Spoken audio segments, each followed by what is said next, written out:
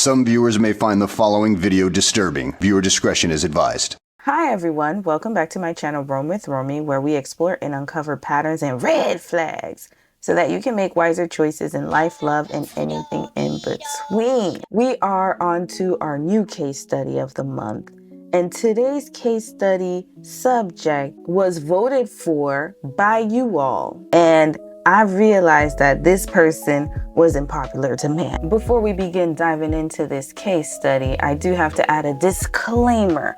All of the opinions and information that I share in this video, they're public information that you can easily find online. That's number one. And number two, these are my opinions and my opinions alone. Now, without further ado, let's start this case study. Beyonce's my name, and love is my game, so take a sip of my potion and do it in slow motion. She thinks she's bad, baby, don't make me mad. Beyonce Giselle Knowles was born in Houston, Texas on September 4th of 1981. Yes, y'all, sis is a Virgo.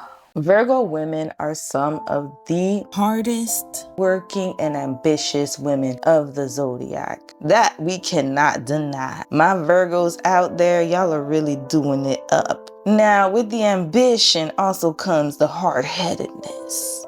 Because a lot of Virgo women and men, because my brother and my father, Virgos, they are extremely stubborn and set in their ways. There are two categories of Virgo women. The ones who fall for the laid-back, chill type of man, and the ones who fall for intelligent dictators, like their damn daddy. So if you're a Virgo woman and you notice that your man is highly intelligent, you might want to check his patterns, because more often than not, he probably belongs in the cluster B category of the personality disorders. Her first name is Beyoncé because her mom's maiden name is Beyoncé. She was a beautiful baby. I can't describe the excitement I felt as a father holding her for the first time. Everywhere I go, I would take Beyonce. It was kind of an automatic duo. Now say hello. Ebony, that's Ebony on the right, and Beyonce in the middle on Solange.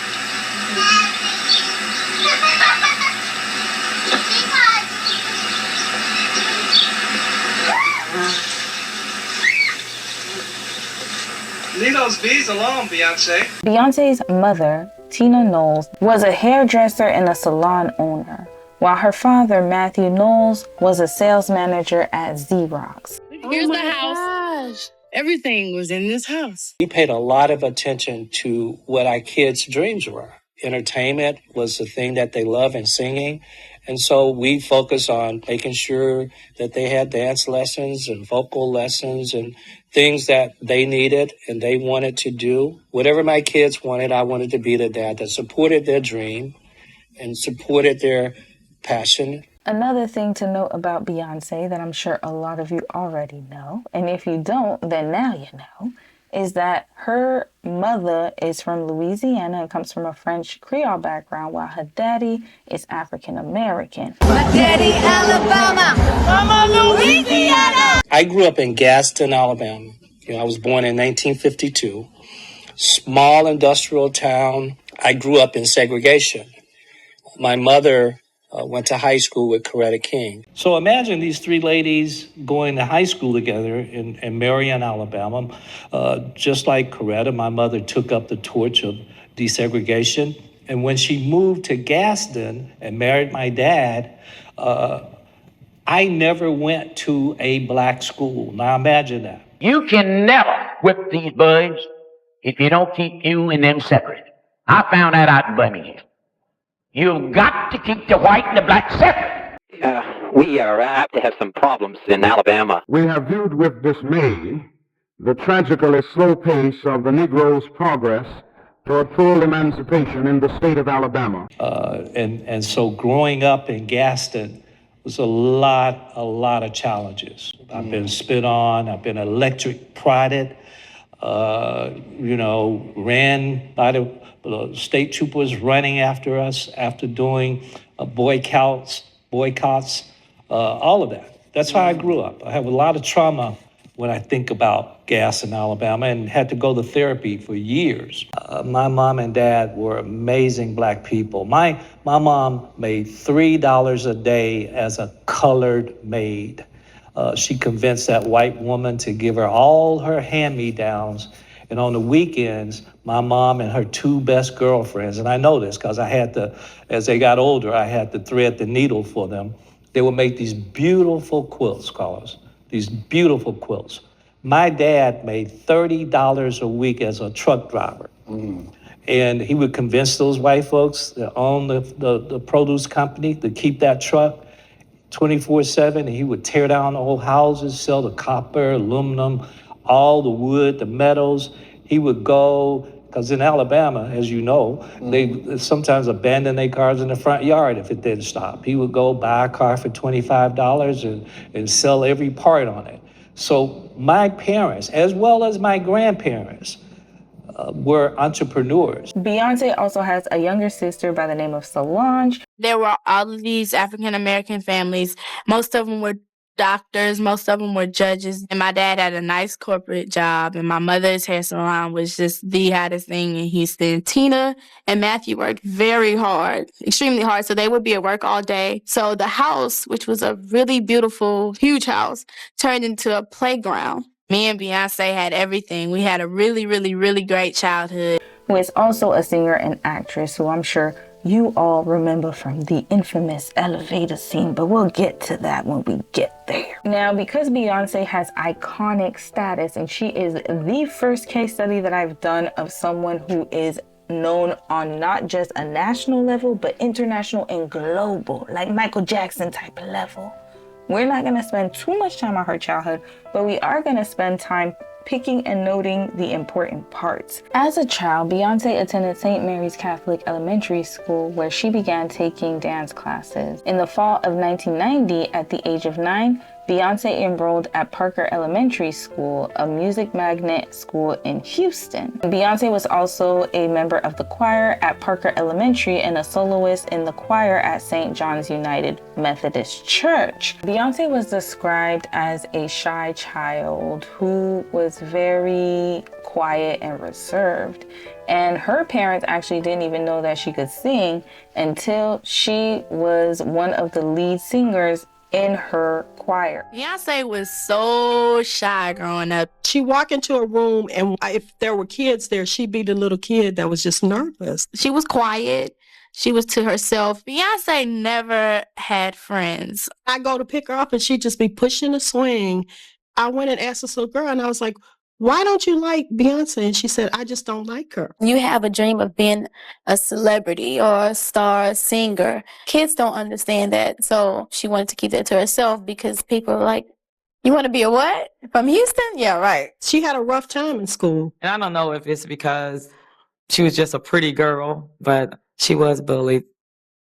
She was very cute when she was young. She had this sandy blonde, long hair. A lot of times, especially with black girls, if you're lighter skinned and you have longer hair, you get slack for it. And she definitely got slack for that growing up. Beyonce was really lonely. I always prayed that she could find a friend. Now, I would never deny the fact that there is definitely a colorism issue in the black community.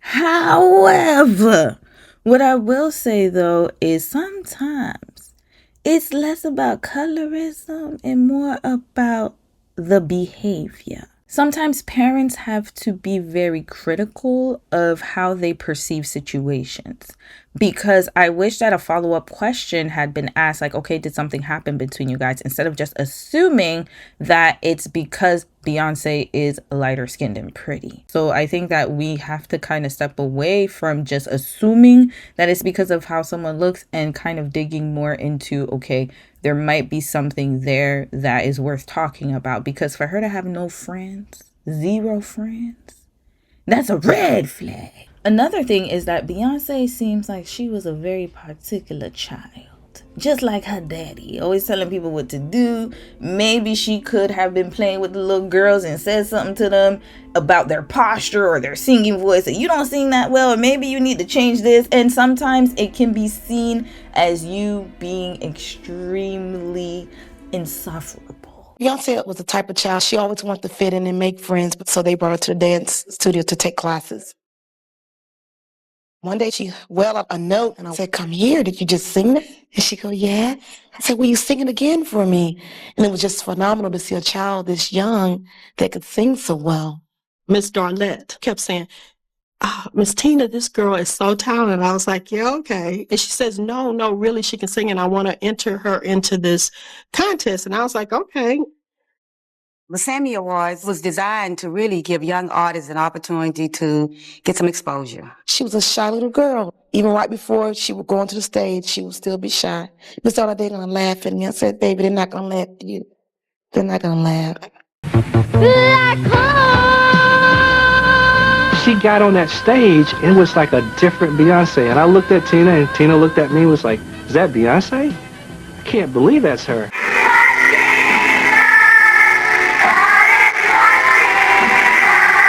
The winner is Beyonce Knowles, female pop vocalist. I would like to thank the judges for picking me, my parents who I love. I love you, Houston. By this time, she had won maybe 30 or 40 different talent competitions in Houston and in the state of Texas. So there was a buzz out on this young girl, Beyonce Knowles. Hello. Tell them where y'all get ready to go.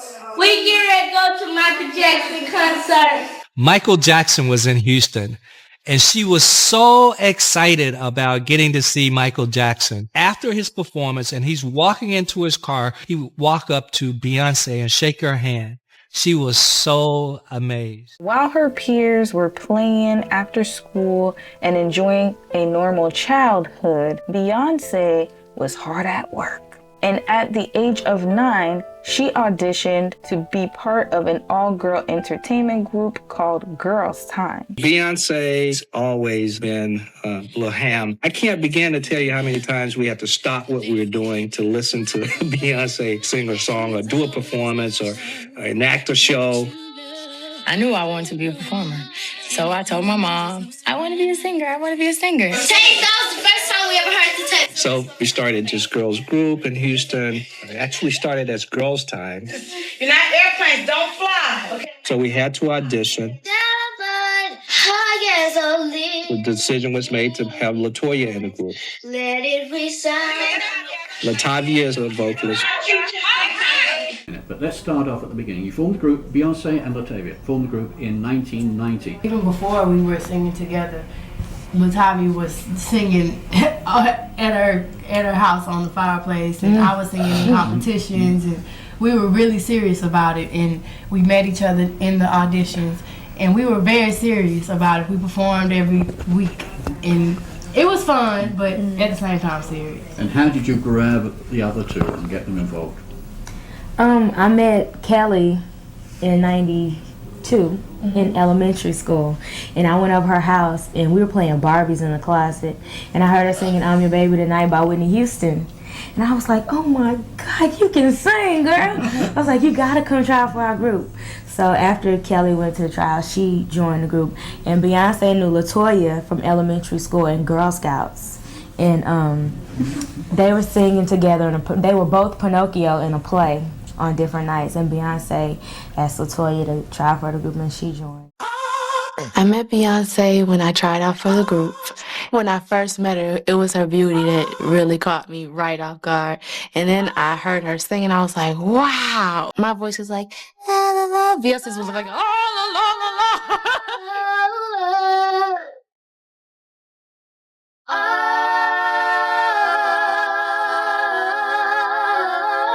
She was the sweetest kid and very shy and very modest and just like, you want to be my friend? I think for her, it was somebody that she finally met, that she connected with. We became friends right away. We eat, breathed, slept music and singing. Rays of sunshine. But I still got up there and I sang And Beyonce was like, I like your voice. She impressed me so much because she sang I'm Your Baby Tonight. I can't do it, but it's like, na, na, na, na, na, na. Looks like I'm fatalist all on the table and baby, you hold the cards, something like that. And she was like, whoa, that was good. But I still made it. Yeah! Red flag. Was Beyonce the scout? Why was she the one letting y'all in the group? I thought Matthew was the manager. You see, this is what I was talking about with the Virgos. Because nobody gave her that role of leader. But she took it upon herself.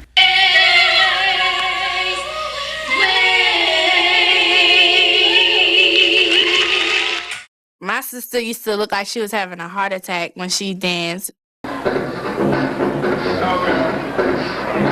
Because she would dance so hard and she would put her all into the movements. As soon as she would get off, she would be like, hey, y'all, how'd I do? I remember them rehearsing countless hours and just being like, when are they going to stop? It was a job to them. And they were only 9 years old. 9-year-olds are supposed to be on pony rides and stuff. Beyonce would always, kind of take control and help choreograph the dance moves. And, when they were tired, say, guys, come on, get up. We need to rehearse some more. Reach out to you. You are all right just on that. We're not the children. You were kind of It was really amazing to see her as such a young child teaching other kids how to sing and how to have confidence. She was just more intense than everybody else. And she just knows what she wants everything to sound like. Just to you.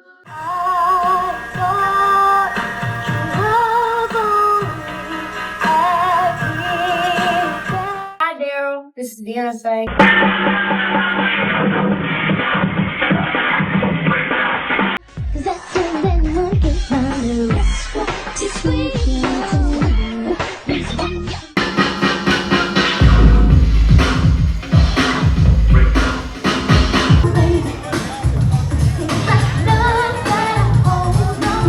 When I tell you, you're gonna learn. Look that way. Ready? Do it. Okay, one more time. Look towards me. Do it. Yeah. Now point your finger too at the same time. Okay.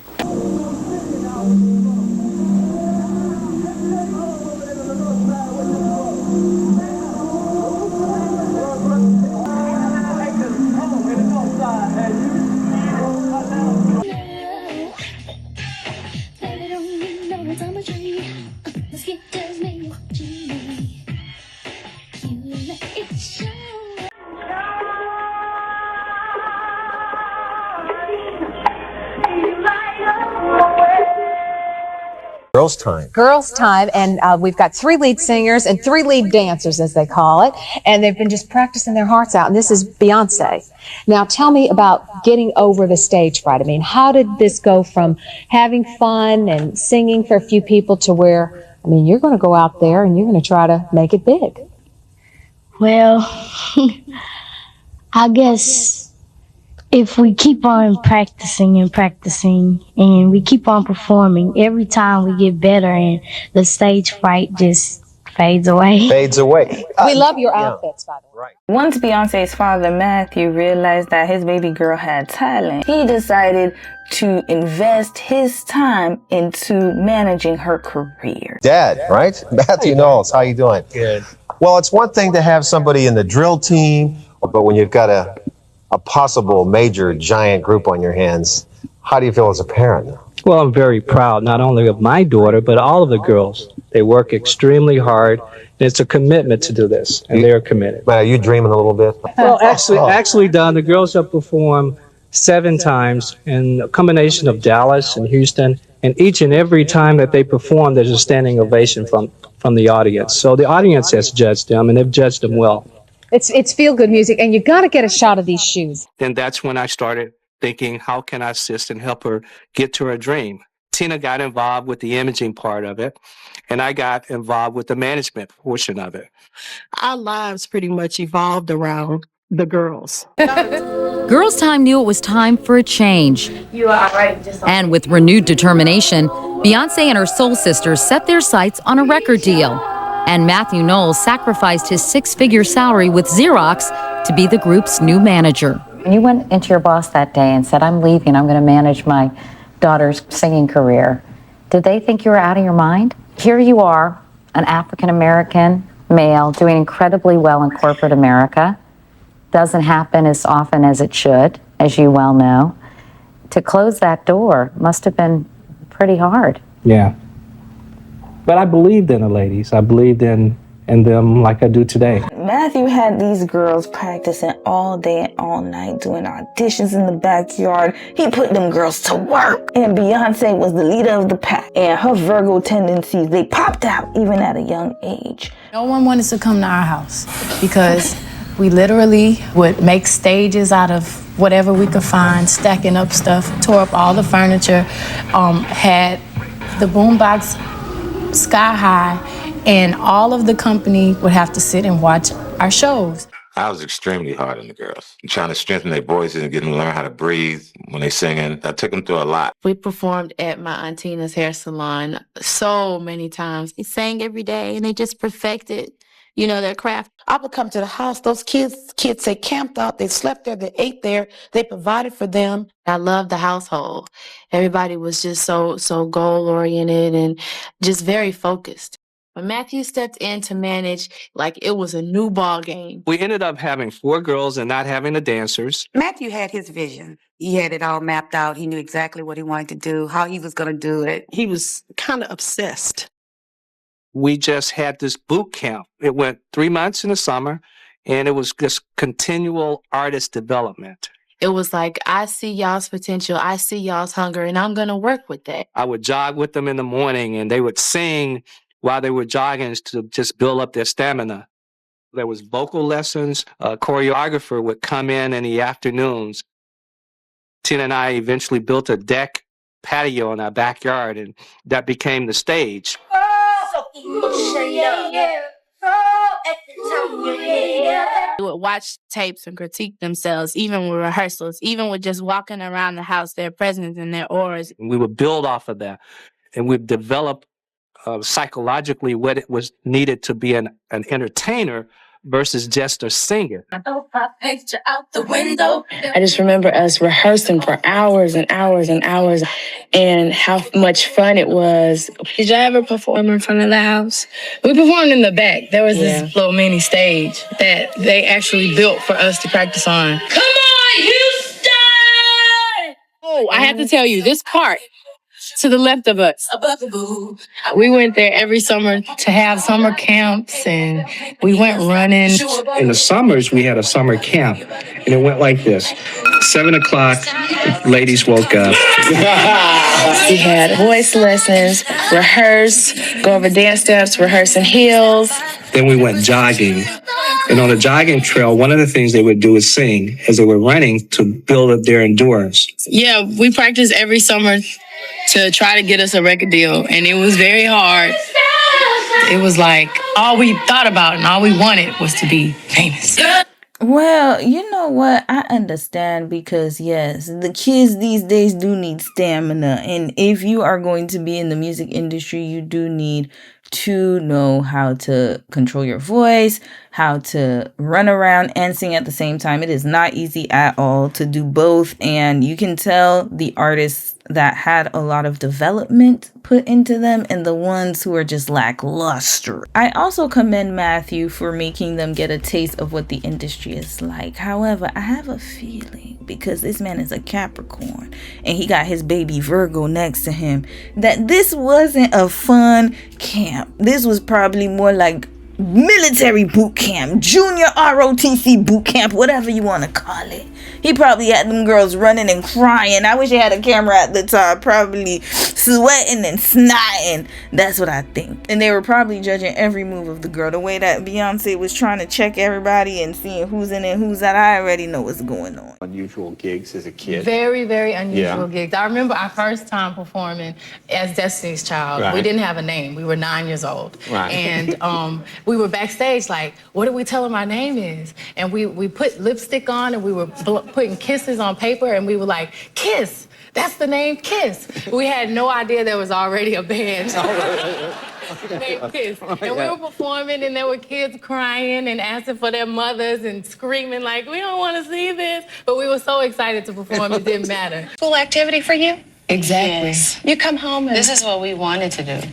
And exactly after school, every summer, we would perform everywhere we could. If you could get in, you would sing. If it was the grocery store, my mother's hair salon, anywhere, anybody that came to visit Houston, we were like the opening act. Right. And we were so excited, so in awe, and that's just, it was our dream. Yeah. And your dad and mom were incredibly supportive of your efforts too. Your father actually quit his regular job to manage your career. Yeah, Yes. you're a little bit older. Yes, it was amazing, and now that I'm older, I'm like, That's wow. a lot of faith. It's a huge leap of faith. It It's a absolutely lot of is. faith. Did you guys feel the pressure?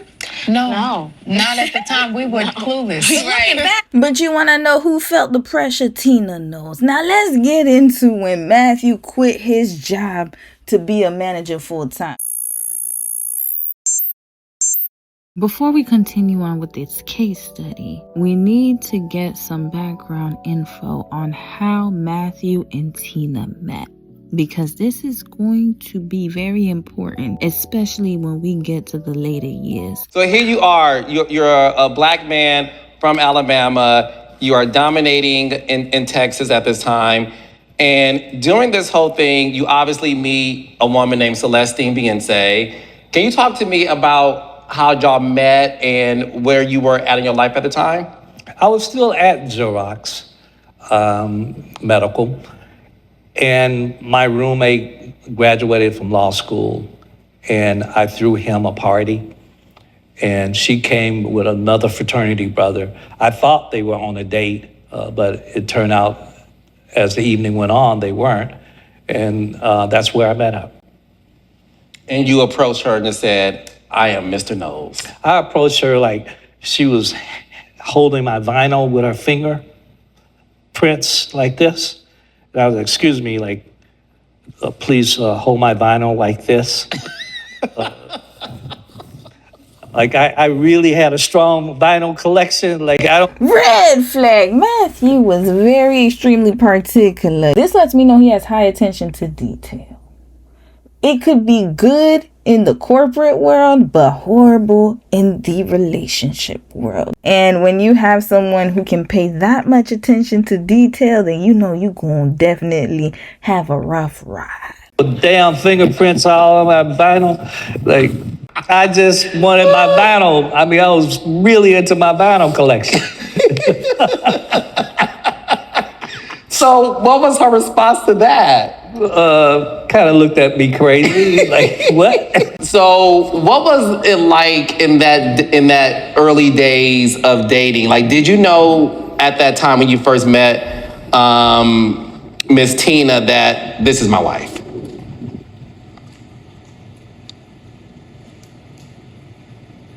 Red flag. Oh no. You see, this is the thing though, Matthew. It doesn't take that much to say why you married your wife. You couldn't say one good thing. I still haven't heard one good thing about Tina. Lord, I hope he gets to that part in this interview because that's tragic. She done gave you 2 of your seeds.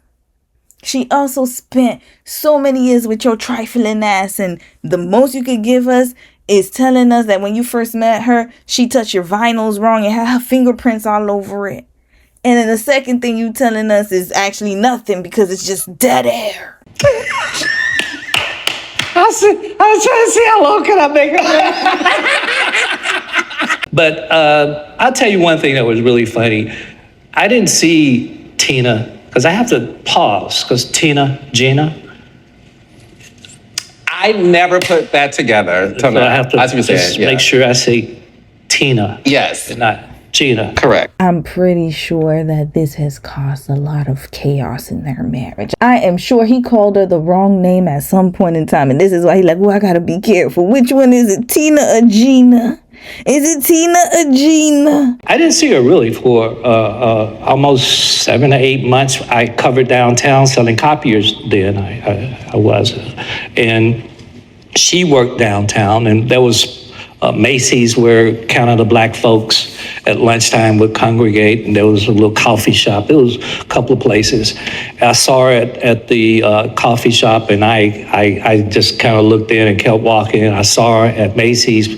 I walked the opposite way because I'm like, okay, she stood me up, right? Because I had asked to take her to lunch the following week when I had met her with the vinyl.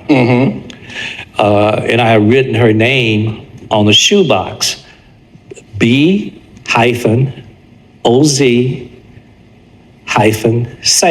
S-A-Y. B-ounce say. Say that fast. Beyonce. Told me she worked at MasterCard. And I got all dressed up. Next Monday lunchtime, at the receptionist asking for this lady, last name Beyonce. And there's no one that works there. So I use my business card to then say that I'm a service representative. And while I'm here, I like to check your copiers. And so she let me go back to where the copiers were. And then I asked, well, is that Tina Beyonce? Is that Tina Beyonce? They're like, no. And so I walked away disappointed. Almost 4 months passed. And we're downtown, 2 or 3 o'clock in the afternoon. She's on one side of the street, I'm on the other side, and we're looking at each other. We have to cross paths. And then in the middle, I was like, oh, yeah, that was that person who stood me up. She was like, get out of the street, let me tell you. I was waiting on you. I said, no, you weren't waiting on me. I was at MasterCard. She said, fool, I told you Visa. Okay. So Matthew and Tina just did not start on a good note. And you know why? Because they're both the same. 2 Capricorns together. My goodness. This was never going to work out. But I love the fact that she called him fool, because he is a fool. He went to Visa and he acting all like he knew what he was doing and he didn't. So she should have said something about that, because you didn't even pay attention to that, but then you want to pay attention to her fingerprints on your damn vinyl. Red flag. So you got the wrong merchant. Yeah, I got the wrong one. Okay. I got excited. Okay. So then the coffee shop thing happened. So you guys were able to communicate, hang out. Obviously, you guys get married.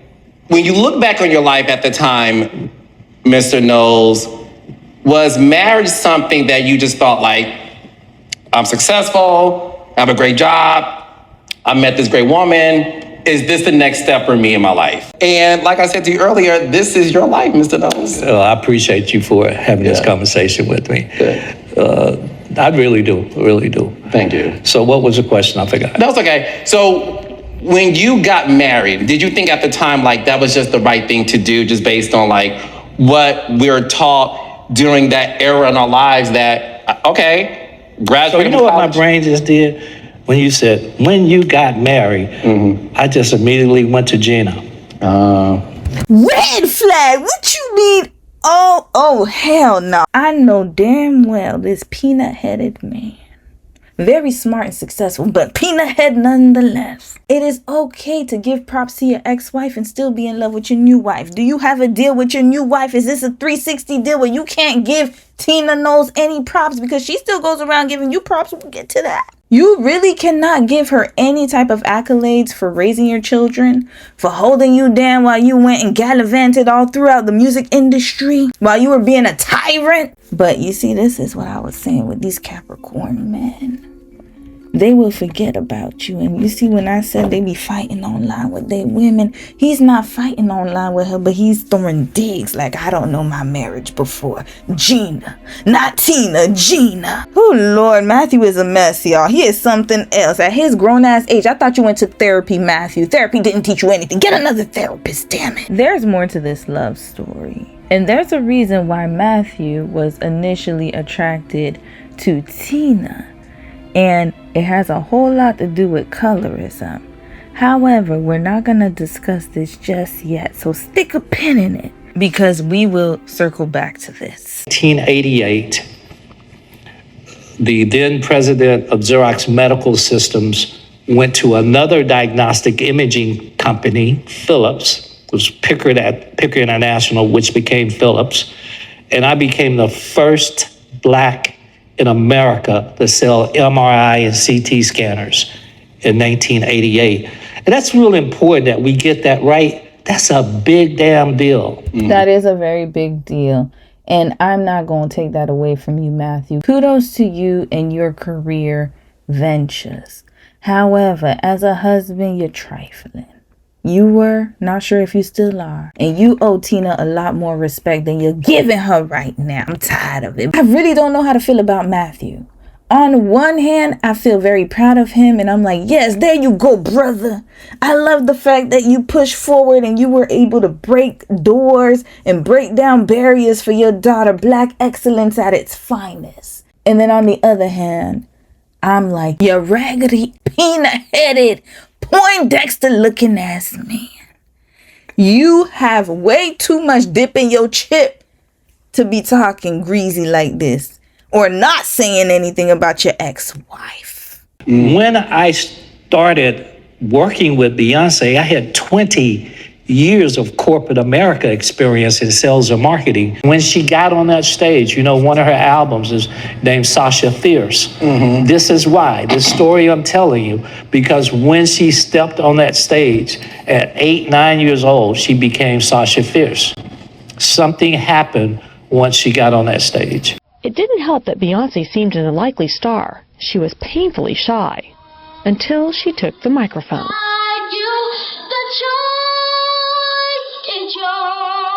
Her face, she just came alive and she had all this confidence, and I was like, wow, who is that? So we were really encouraged by that, and that's kind of how it started. We encouraged her to do this because it brought out her personality. We supported her then. You surround your child with the tools. So she got in dance troupe, excelled in that, got her vocal lessons, was really passionate about that. Then one day, just out of nowhere, we owned a major hair salon in Houston. These ladies came and said that they wanted to form a young girl group, and they wanted Beyonce to be the lead of it, the lead singer of it. And that's how it all came about. So when the sort of development of the group happened, was that solely your vision? It was another step, and that step was they were young. I'll call them girls. The girls, they were called Girls Tyme, actually. Yes. Girls Tyme, producer from Sausalito, California, Arnie Frager. He had this amazing top recording studio, record plant, Prince, Diana Ross, you name it, that's where everybody would go. And he signed Girls Tyme to a production deal. Again, they were like 10, 11 years old, and he got them on Star Search. Your challenges are a young group from Houston.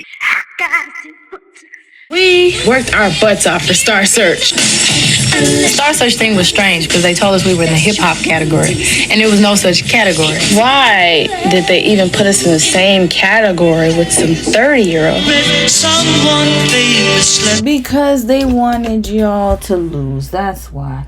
And also, you guys were young girls, but they, you know how some folks, especially, you know, sometimes they do think of young Black girls as older. And so you're gonna see more examples of that. Matter of fact, let me insert an example here. And we're gonna meet last year's Baby Junior winner. I had the experience, I got to MC the finals for the juniors this year, or the semifinals.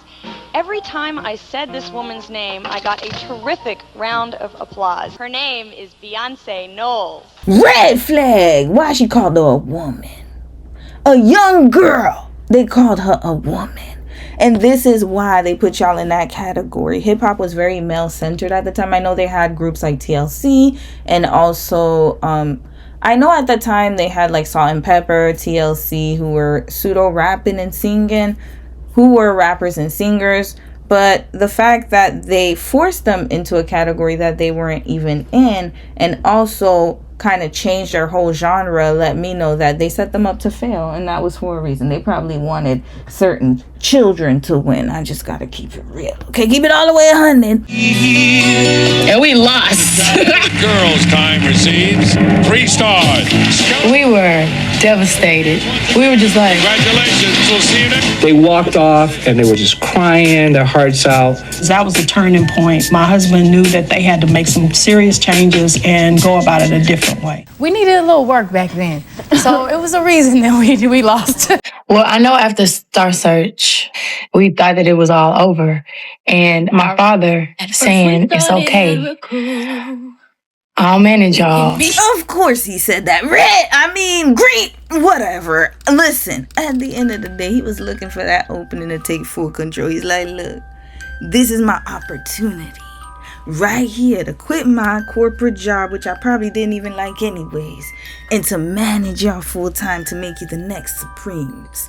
Because he saw you as Diana Ross, In Vogue, whoever, but I'm thinking Supremes because you do remind me of Diana Ross. We gonna get to that later. She went from a dream to the young Supreme singing girl. Basically, Matthew officially became a manager. And then after he got into it, he decided that he would leave his corporate job and do this full time. And I have to be honest, I was not a happy camper. And my mother supported the whole family. It was really hard trying to pay the bills, and I get a little emotional. That's okay, Tina. I understand, because imagine you had to hold down 3 people. Your husband, your daughter and her career, and Solange. It's like everybody is thinking about Beyoncé these days, but her parents were her first fans. They believed in her so much that Beyoncé's father quit his job to manage Destiny's Child, while her mother Tina worked long hours at her hair salon to support the family. People thought we were nuts a lot more than we did. They really thought we were crazy. That's a lot of pressure to put on a wife. And not only that, but you had to show up. Probably had to sleep with his ass. Lord knows what he was doing while he was gallivanting outside, playing Mr. Manager. And notice how she was the one who had to hold the house down. There is no reason why Matthew could not work and do both. There are a lot of people who still work and manage their child's career, or maybe they could have rotated. But no, he wanted her to do all the labor. That's what that was. It was very stressful because we went from having 2 really great incomes to having 1. And we had to scale down our house, sell our cars. It was a really tough time for us. I mean, did people think you were nuts? Oh, yeah. I get a little emotional. So it was a little bit traumatic when we had to sell the house. Red flag. Hold up. Matthew had you sell the house too. Now this is gambling at its finest. All of which was tough on the marriage. We separated because at that point I felt like he was a little too driven. I was never in doubt that it would happen, but I was like, you can't just stop life and do this and not take care of the family. Eventually, they got back together. It's great that they have this story to tell and everything worked out, but it's not always the case. Matthew did not have a plan. He was just winging it. And that must have been so stressful for Miss Tina Knowles. Now I know why she looked so stressed back then. Now she looks amazing. And you could see that the stress has been lifted off of her because she doesn't have to deal with Matthew no more. Imagine you work so hard to build this life, and then your husband comes out and tells you he's quitting his job to manage your daughter full time. But not only that, but he's selling all of y'all stuff. That must have been really hard for her. I hope sis got therapy for that, because Lord, now I see why she would always look at Matthew all types of sideways when they were in interviews. I decided, why don't I transition? It's been 20 years. That was my goal. Why don't I transition to the music industry? I went back to school because I believe knowledge is power, and I went to every seminar that I could and began to build relationships. And by the way, my first artist that I got signed, a rapper in Houston, Lil O, is the first artist I ever got signed, not Destiny's Child. Hey, it's crazy. When he knocked on, when school came to the door, I got some taste, and I was like, hey, I'm Lil O from the West. You know what I'm saying? This my new song that I just put out. I'm working with my homegirls, Beyoncé, Kelly, Latavia, and Latoya, better known as Destiny's Child. And that's a major deal. And you were label mates with Destiny Child? Nah. Who was my auntie was friends with Matthew Knowles. Okay. And when she knew that Matthew had Destiny's Child and he was heavy into music. And she was like, man, my nephew does music, man. He could use a manager. So she introduced us. And that's how we met. Wow. And family. Right. Through family. Literally through my auntie. And when we met, he was like, I got a group called Destiny's Child. So when I needed a song with girls on it, it was just naturally that I used them because I'm around everybody. These are my homegirls. You know what I'm saying? So that's how I used them for Can't Stop. Even though no one even knew that was their first song. Matthew, my big brother, that's why I'm so professional. That's why I'm always about paperwork and being on time. He really trained me to be a professional. You know what I'm saying? All that Wild Street shit you doing, no, it's time to cut it out. He's one of the reasons why I think I've lasted so long. That's why I hold him in such high regard. Matthew Knowles means everything to me because he really taught me how to be a professional and a man in this music business. That's why I love Matthew so much. And I'm so proud of him. Because, man, you don't know how hard that man worked, man. And how many losses he took. How many heartbreaks it took to become Matthew Knowles. How many letdowns and disappointments and mental. You get what I'm saying? He deserves all his dollars, pennies, and flowers. I was there. You get what I'm saying? I think so many times people look at the people on top, and they just think, no, they don't think about what it takes to get there. Man, this shit ain't easy, bro. This shit ain't easy. Don't ever think it's easy. Don't ever think anybody that's balling was always balling. People wasn't skipping bills and wondering keep the sky from falling, man. Oh, see? Y'all got it all wrong. Yeah, well, we're here to get it right. Yeah. I know that's right. There's this group called UGK. That's the first tour I ever did with Lil O and UGK. We went to all the clubs. It was a fight every night. I had my UGK's Pimp C's mother, Ma West, was the manager for UGK, and I had the briefcase that had a bag of weed, a bottle of Crown Royal, and a 45, and the money. That was my job, to carry that briefcase, and I had a damn suit on. Everybody looking at me like I'm crazy. Red flag, see? I knew Matthew had something to him. Because for Beyonce to end up with a character like Jay-Z, a former hoodlum turned businessman, I knew that there had to be something murky in the water. So it looked like Matthew, he knew how to get down. Don't let the suit fool you, and don't let the educated brother fool you. He was also about that life. So he put himself in all types of situations to get to the bag. And then after about 10 of those, I was like, I can't do this no more. Did I lose your mind when I was gone? I want to be where you are. All of their hard work, blood, sweat, and tears eventually paid off. The group decided that it was time for a rebirth and a rebrand. And they went from Girls' Tyme to Destiny's Child. Girls' Tyme was trying to get record deal. We just wanted a record deal. Matthew had sent me a package on the girls, and I had loved what I'd heard. And got on a plane. I went to Houston to see them. We did a showcase for Teresa. It was Beyoncé and Kelly and Latavia and Latoya. I remember we were all very nervous because this big, huge record company, so you can't mess up.